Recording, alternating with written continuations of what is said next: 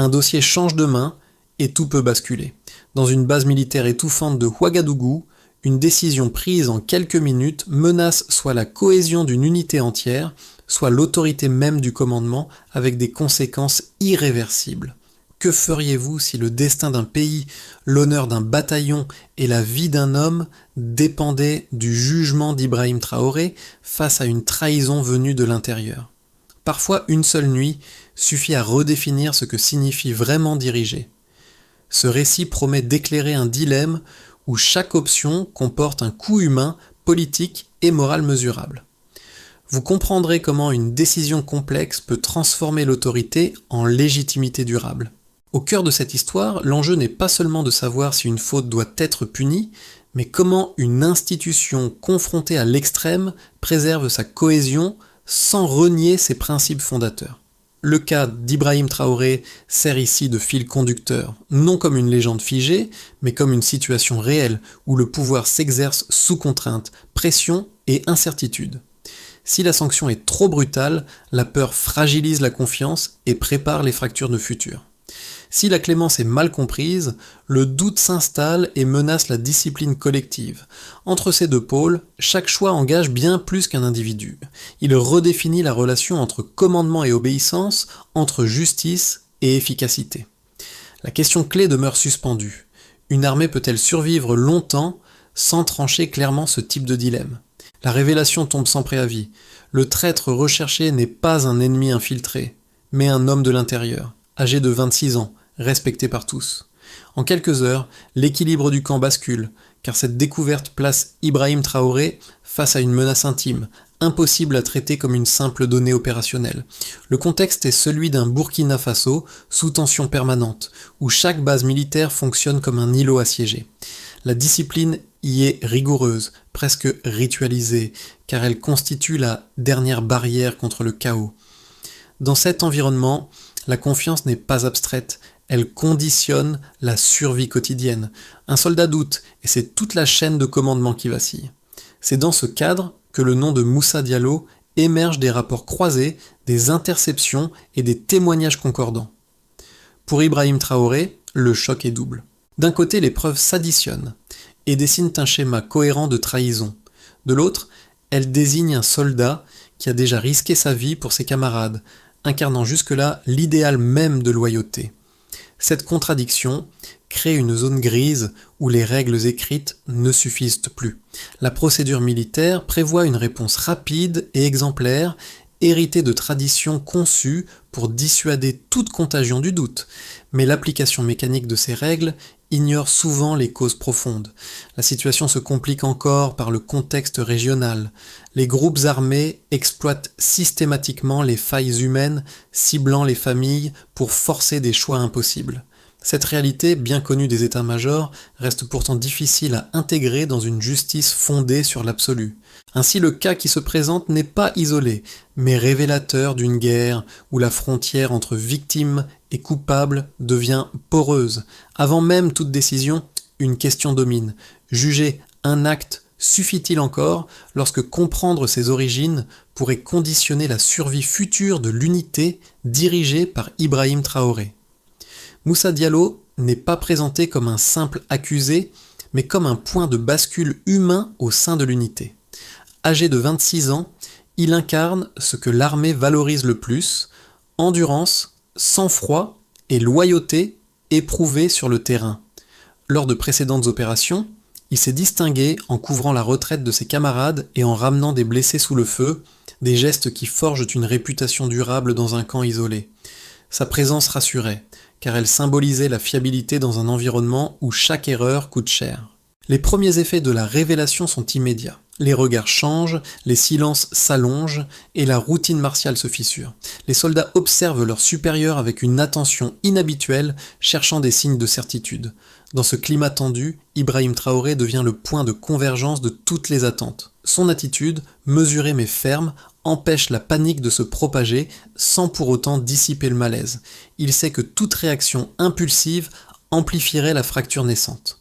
Un premier cas concret illustre cette tension. Une patrouille retardée par des hésitations inhabituelles, chaque ordre étant désormais scruté, c'est presque interprété. Un second épisode, plus discrets, voient des soldats se rassembler en petits groupes, échangeant à voix basse sur la fiabilité de leurs propres certitudes. Ces signes précoces montrent que la crise dépasse largement le sort d'un individu. À ce stade, l'impact est clair et mesurable. La confiance, pilier invisible de l'efficacité collective, commence à se fragiliser. Le véritable enjeu apparaît alors sans détour, préserver l'unité avant qu'elle ne se délite. Avant la révélation, la dynamique du camp reposait sur une mécanique bien huilée. Les ordres circulaient sans friction, les patrouilles s'enchaînaient selon un rythme prévisible, et chacun connaissait sa place dans une hiérarchie claire. La discipline agissait comme un automatisme, fruit de mois d'entraînement et de combats partagés. Dans ce cadre, Ibrahim Traoré exerçait un commandement direct, fondé sur la proximité et la confiance mutuelle. Rien ne laissait présager une rupture imminente. Puis vient l'instant de bascule. Le dossier est ouvert, les éléments sont recoupés et la certitude s'impose progressivement. Les transmissions interceptées, les mouvements financiers suspects et les témoignages convergent vers un même nom. À partir de cet instant, la temporalité s'accélère. Les procédures exigent une réponse rapide, car chaque heure de doute augmente le risque de fuite d'informations ou de contagion psychologique.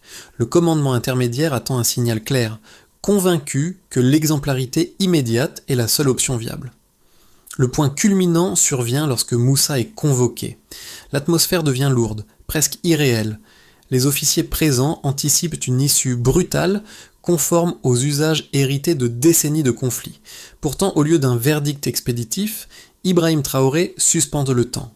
Il écoute, interroge, confronte les faits sans hausser la voix.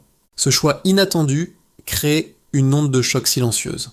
Certains y voient une hésitation dangereuse, d'autres perçoivent une volonté de comprendre avant de trancher. Les répercussions immédiates se manifestent dans le camp. La tension monte, mais elle ne dégénère pas. Les soldats observent, retiennent leur souffle, conscients que ce moment définira les règles implicites de l'avenir. La nuit s'étire, ponctuée de discussions discrètes et de regards inquiets. La rumeur d'une décision non conventionnelle circule, alimentant à la fois l'espoir et la crainte. La cohésion tient encore, mais elle repose désormais sur un équilibre précaire. La phase suivante correspond aux premières conséquences concrètes. Les patrouilles sont maintenues, les consignes renforcées, et une vigilance accrue est imposée sans explication détaillée. Cette gestion transitoire évite l'effondrement opérationnel, mais elle ne dissipe pas l'incertitude. Chaque soldat comprend que l'affaire dépasse la simple application d'un règlement. Elle touche à la définition même de la justice militaire dans un contexte asymétrique. Enfin, les répliques se font sentir au-delà du camp. L'information, fragmentée et incomplète, atteint d'autres unités. Des comparaisons émergent avec des précédents historiques où des décisions hâtives ont brisé des collectifs entiers. Ici, l'enjeu devient clair. La manière dont cette crise est gérée influencera durablement la perception du commandement. En choisissant de différer la sanction, Ibrahim Traoré transforme un événement interne en test de leadership à grande échelle dont l'issue déterminera si l'autorité peut se renforcer sans recourir systématiquement à la peur. Au départ, la situation semblait binaire, un soldat loyal d'un côté, un traître de l'autre, sans zone intermédiaire. Puis, les faits mesurables déplacent le cadre, faisant passer l'analyse d'un verdict immédiat à une lecture plus nuancée, sous la responsabilité directe d'Ibrahim Traoré. Le premier repère chiffré concerne le profil de Moussa Diallo. Âgé de 26 ans, il n'est ni un vétéran endurci, ni un novice manipulable sans conscience. Ce positionnement intermédiaire est crucial. À cet âge, un soldat cumule suffisamment d'expérience pour comprendre la portée de ses actes, mais reste exposé aux pressions émotionnelles liées à la famille et à l'avenir personnel. Ce constat modifie l'interprétation initiale. On ne juge plus un schéma idéologique, mais un individu placé dans une contrainte extrême. Le deuxième élément quantifiable éclaire la nature réelle de la trahison. Les transferts financiers identifiés restent limités, inférieurs à 3 millions de francs CFA sur l'ensemble de la période observée. Dans un contexte de guerre asymétrique, ce montant est faible. Il ne correspond pas à une logique d'enrichissement durable, ni à un recrutement idéologique structuré. Cette donnée invalide partiellement l'hypothèse d'une collaboration volontaire motivée par le gain. Elle oriente l'analyse vers une coercition ciblée, ponctuelle, destiné à maintenir un levier de contrôle, plutôt qu'à acheter une loyauté. Le troisième repère, peut-être le plus déterminant, touche à la victime du chantage. La sœur de Moussa, âgée de 12 ans, devient l'axe central de l'affaire. Ce chiffre n'est pas anodin, il indique une dépendance totale et une vulnérabilité maximale. Les groupes armés exploitent précisément ce type de configuration, où la menace ne porte pas sur le soldat lui-même, mais sur un proche incapable de se défendre. À partir de ce moment, la trahison cesse d'être un acte isolé pour devenir le résultat d'une stratégie ennemie éprouvée. Pris ensemble, ces trois données dessinent une évolution claire. Avant leur mise en perspective, la doctrine militaire impose une réponse immédiate, fondée sur l'exemple et la dissuasion. Après leur analyse, le dilemme change de nature. Il ne s'agit plus seulement de sanctionner un manquement, mais d'évaluer l'efficacité réelle de cette sanction face à des méthodes de guerre qui instrumentalisent l'intime. Pour Ibrahim Traoré, ce basculement est décisif. Les chiffres ne disculpent pas Moussa, mais ils expliquent le mécanisme qui a conduit à la faute. Cette lecture factuelle entraîne un déplacement stratégique.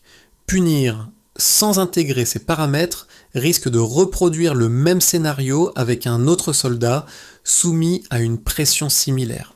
A l'inverse, reconnaître ces signaux permet d'anticiper et de neutraliser un mode opératoire adverse. La preuve chiffrée devient alors un outil de commandement, non pour atténuer la responsabilité, mais pour ajuster la réponse. Ainsi, le passage d'une vision statique à une analyse dynamique transforme la crise. Elle n'est plus seulement un problème disciplinaire interne, mais un indicateur concret des failles exploitées par l'ennemi. C'est sur cette base que la décision d'Ibrahim Traoré commence à s'éloigner du réflexe punitif pour entrer dans une logique de protection collective. Deux positions antagonistes structurent le débat interne, chacune appuyée sur une logique solide. La première défend l'application stricte de la règle. Selon cette lecture, toute trahison doit être sanctionnée immédiatement, sans exception. L'argument central est simple. La discipline ne tolère aucune zone grise. Dans une armée engagée dans un conflit asymétrique, la moindre indulgence crée un précédent dangereux. Si un soldat sait que des circonstances personnelles peuvent atténuer la peine, la dissuasion s'effondre. L'histoire militaire offre de nombreux exemples où la faiblesse perçue du commandement a conduit à des mutineries, à la fragmentation des unités et, à terme, à des défaites coûteuses. Dans ce cadre, l'exécution ou la sanction maximale n'est pas une vengeance, mais un signal clair envoyé à tous. La seconde position adopte une approche inverse, centrée sur l'humain. Elle considère que juger sans comprendre revient à traiter un symptôme sans s'attaquer à la cause. Ici, la trahison est interprétée comme le produit d'une contrainte extrême, non comme un choix libre et idéologique. Punir sévèrement un soldat victime de chantage familial ne fait que masquer une vulnérabilité structurelle exploitable par l'ennemi. Selon cette logique, la clémence contrôlée renforce paradoxalement la loyauté, car elle montre que l'institution protège ceux qui servent, même dans leurs failles. La cohésion naît alors du respect et non de la peur. La réponse d'Ibrahim Traoré ne consiste pas à rejeter l'un de ses arguments, mais à les confronter aux faits observables.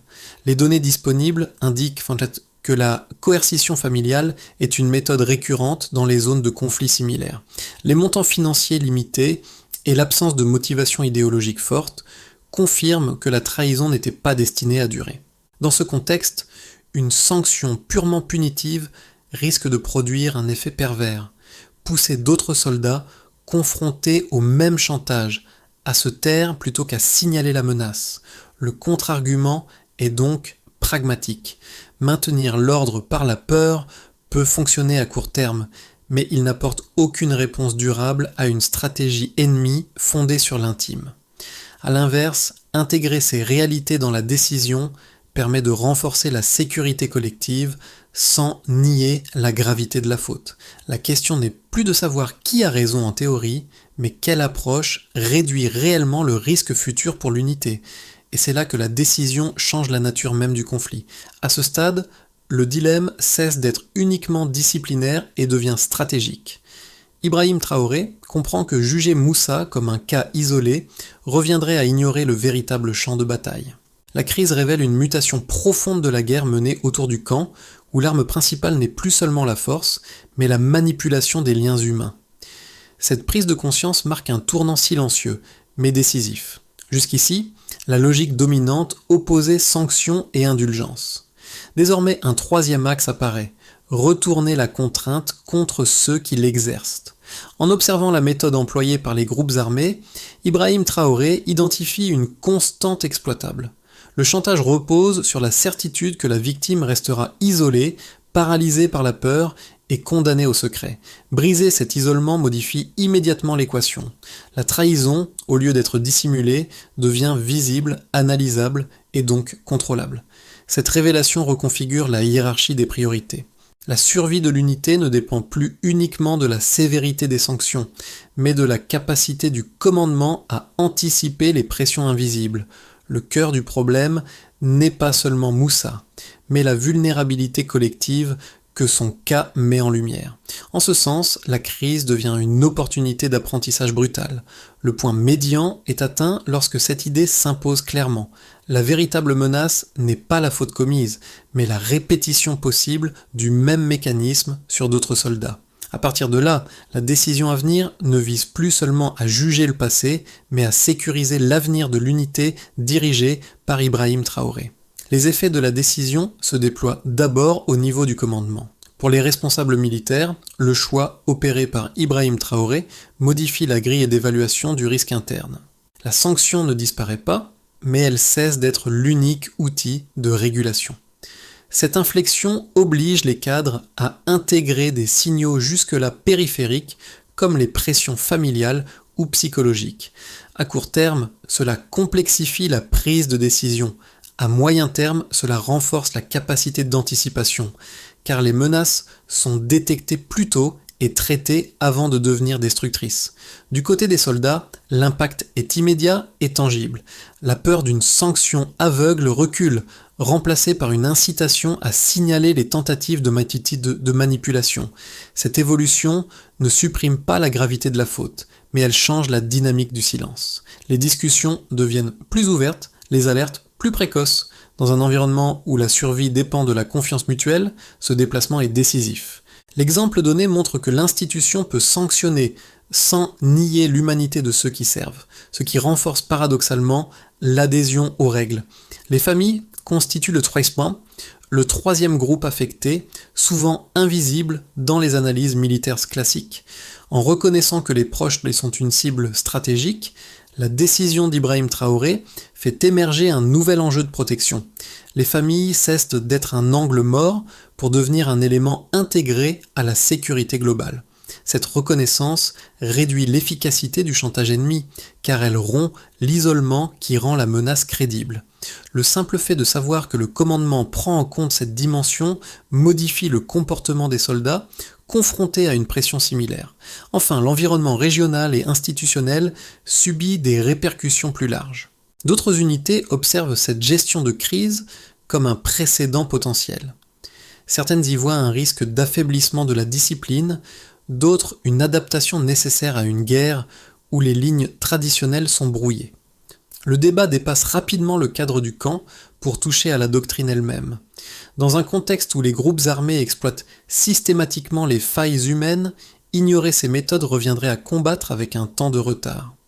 Pour Ibrahim Traoré, ces conséquences dessinent un paysage contrasté. Son autorité n'est plus fondée uniquement sur la capacité à punir, mais sur la cohérence entre les principes affichés et les réalités du terrain. Cette cohérence renforce la légitimité, mais elle exige une vigilance constante. La confiance gagnée peut se perdre si elle est perçue comme de la faiblesse. A l'inverse, si elle s'accompagne de résultats concrets, elle devient un levier puissant. Ainsi, la décision ne résout pas seulement une crise interne, elle redéfinit les équilibres entre ordre, protection et responsabilité, avec des effets différenciés sur chaque acteur impliqué. Ce déplacement explique pourquoi l'enjeu dépasse largement le cas individuel et s'inscrit dans une réflexion plus large sur la conduite du commandement en situation extrême. À horizon de 6 à 12 mois, 3 trajectoires plausibles se dessinent, chacune dépendante de la cohérence entre décision, mise en œuvre et résultats observables. Ces scénarios ne prédisent pas l'avenir, ils en balisent les conditions. Dans l'hypothèse la plus probable, la ligne actuelle est maintenue avec rigueur. Les procédures sont clarifiées, les signalements encadrés et les sanctions restent fermes lorsqu'une intention malveillante est établie.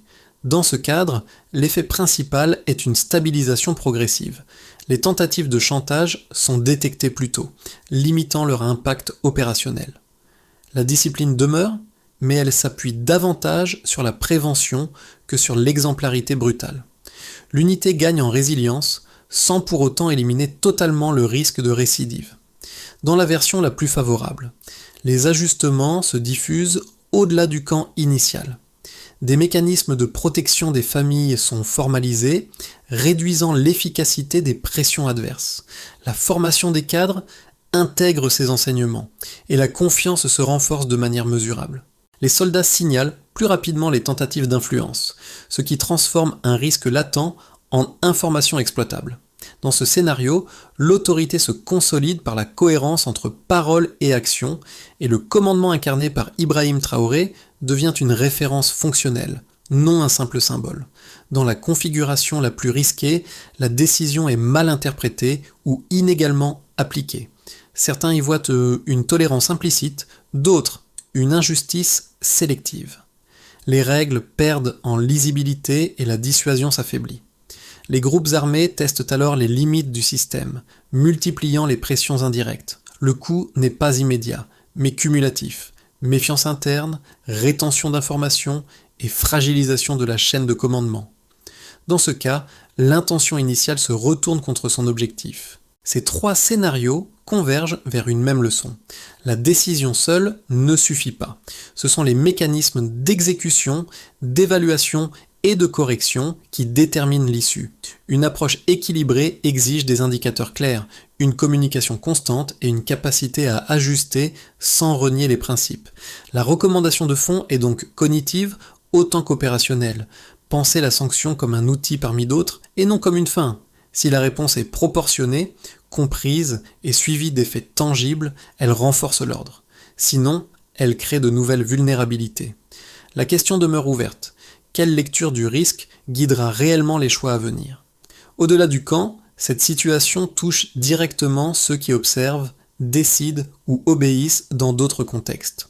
Pour les responsables civils ou militaires, elle rappelle que l'autorité n'est jamais abstraite. Elle s'exerce sur des individus concrets, porteurs de contraintes invisibles qui, si elles sont ignorées, finissent par fragiliser l'ensemble du système. Le cas présenté invite à repenser la manière dont les organisations évaluent la loyauté, non comme un état permanent, mais comme une relation à entretenir sous pression. Pour les professionnels exposés à des dilemmes comparables, la leçon est pragmatique. Distinguer l'acte de ses causes permet d'éviter des réponses mécaniques qui rassurent à court terme, mais aggravant les risques à moyen terme. La clarté des règles reste indispensable, mais elle gagne en efficacité lorsqu'elle s'accompagne d'espaces où les signaux faibles peuvent remonter sans crainte. Cette approche n'abolit pas la responsabilité individuelle, elle la rend visible plutôt. Pour le public plus large, l'histoire agit comme un miroir. Elle pose une question familière sous une forme extrême. Comment juger sans disposer de toutes les cartes, et que vaut une décision si elle ignore les réalités humaines qu'elle prétend encadrer? La tentation du jugement immédiat est forte, car elle simplifie un monde complexe. Pourtant, la complexité n'est pas un luxe intellectuel, mais une donnée opérationnelle. Deux pistes concrètes émergent. La première consiste à valoriser la remontée d'informations avant la crise, en reconnaissant que signaler une vulnérabilité est un acte de loyauté. La seconde invite à former les décideurs à l'analyse des pressions indirectes afin que la sanction reste un levier maîtrisé, non un réflexe. Ces ajustements modestes ne garantissent pas l'absence d'erreur, mais ils réduisent leur coût collectif. Ainsi, l'enjeu dépasse l'événement initial. Il interroge la capacité de chacun à préférer une décision comprise à une décision simplement imposée, surtout lorsque les conséquences engagent durablement la confiance. La réponse opérationnelle s'organise en une séquence claire, conçue pour transformer une crise ponctuelle en apprentissage durable. La première étape consiste à formaliser le signalement. Tout soldat confronté à une pression indirecte doit disposer d'un canal sécurisé, distinct de la chaîne hiérarchique immédiate. Cette mesure réduit le délai entre la menace et sa prise en compte, limitant ainsi l'effet de surprise. Ibrahim Traoré insiste sur ce point. Prévenir vaut mieux que réparer. La deuxième étape repose sur l'évaluation croisée. Les informations recueillies ne sont jamais traitées isolément. Elles sont confrontées à des données opérationnelles, financières et comportementales afin d'éviter les décisions hâtives. Cette méthode renforce la crédibilité du processus et protège le commandement contre les accusations d'arbitraire. La faute est examinée, mais dans son environnement réel, pas dans l'abstraction. Vient ensuite la réponse graduée, la sanction demeure possible et clairement définie, mais elle s'inscrit dans une logique proportionnée. L'objectif n'est pas d'édulcorer la responsabilité, mais de calibrer la réponse pour qu'elle produise un effet dissuasif sans alimenter de nouvelles vulnérabilités. Dans cette phase, la communication joue un rôle central. Expliquer le raisonnement sans dévoiler d'éléments sensibles stabilise la perception collective. La quatrième étape concerne la protection élargie. Les familles, identifiées comme cibles potentielles, sont intégrées dans le dispositif de sécurité. Cette mesure réduit mécaniquement l'efficacité du chantage en retirant à l'ennemi son principal levier. Elle transforme un point faible structurel en variable maîtrisée. Enfin, la dernière étape est évaluative. Des indicateurs simples permettent de mesurer l'impact réel des décisions prises, qualité des remontées d'informations, cohésion observée, incidents évités. Pour Ibrahim Traoré, cette boucle de rétroaction est essentielle. Sans mesure, la stratégie reste théorique. Cette trajectoire ne promet pas l'absence de crise future. Elle offre cependant un cadre où chaque décision s'inscrit dans une continuité intelligible, renforçant à la fois l'efficacité opérationnelle et la légitimité du commandement.